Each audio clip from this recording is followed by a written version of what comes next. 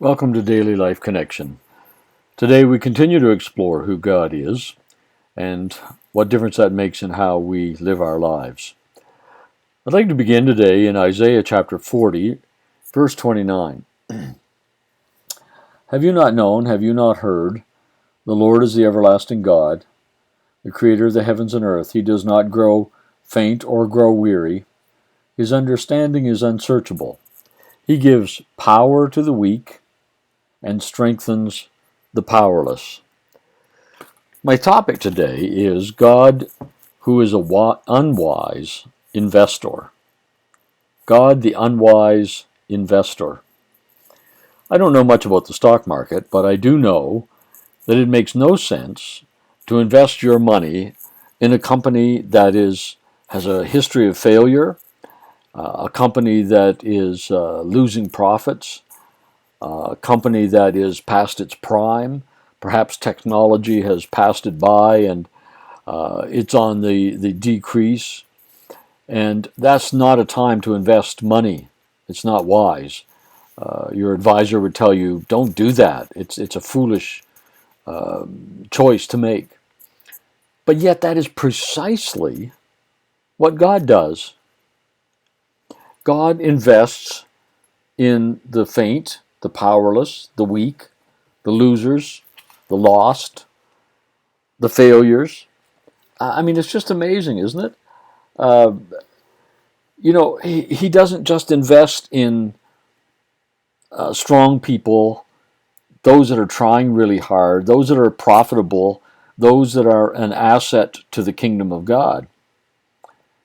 That's very much the way the world does it, but it's not God.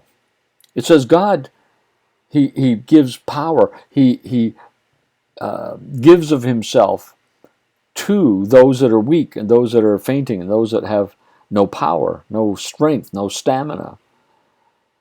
Those who are not performing well. Well, I mean, it's exactly Luke 15, isn't it?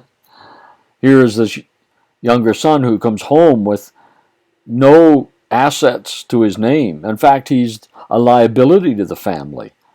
His track record is failure. He brings nothing with him. He is a total liability. Yet what does the father do? The father invests back into that son. Ring, robe, sandals, feast, everything is mine, is yours. That father, who is God, of course, in the story, invests in the loser.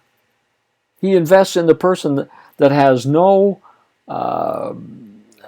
potential or has not made any commitment to try and be an asset. There is no recommitment of this son. He just comes home because he's hungry. And yet the father invests heavily in him. I think that, the more we realize that how little we have to offer God and the kingdom of God, the greater our joy in a God who invests in people like us. Sometimes as I grow older, I feel like that company that's past its prime, that, I sometimes wonder, what have I brought to the kingdom of God? And I realize I don't have the emotional strength, I don't have the stamina, I don't have the energy, I don't have the opportunities in many ways to advance the kingdom of God or to be useful to Him, or my productivity is lower than it used to be. What a joy it is to know that God isn't saying, well, you know what, I'm going to move on and invest more heavily in some younger guy that's coming along that has great potential. And so God doesn't do that. I am so thankful to know, and I think this is a word today for some of us who are listening, maybe, especially for us, who are past our middle age, and we're in those years when we feel like we're past our prime, to know that God still invests in us and will continue to do so no matter how unproductive I become.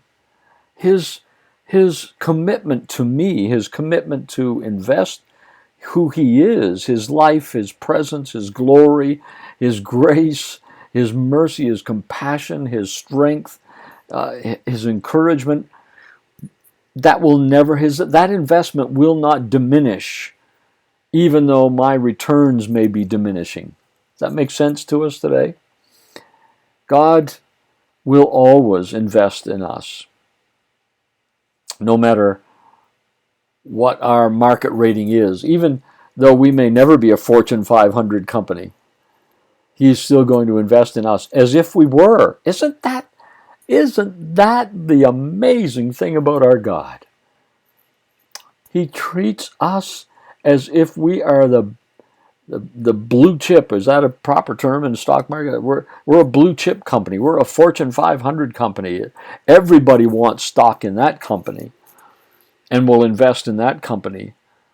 Everyone's clamoring to get involved. That's how God treats you and I. He is eager to invest in us. It certainly doesn't make any sense in this world's kingdom, but that's the kingdom of God. That's who our God is. Well, let's rejoice in that today. Just stop and thank Him that He invests all He is in who we are, and that will never change. That's good news. Let's think about it. We'll talk tomorrow.